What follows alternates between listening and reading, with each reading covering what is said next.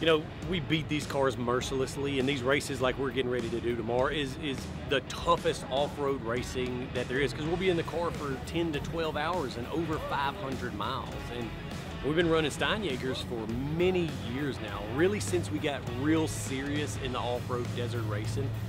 And we tried a lot of different Heim Joints, and the only one that has never failed us in a race is a Steinjager Heim Joint. And knock on wood, we've had success out of those. They've always held up, and we've always trusted them. So this Vegas to Reno, no exception, it's Steinjager again.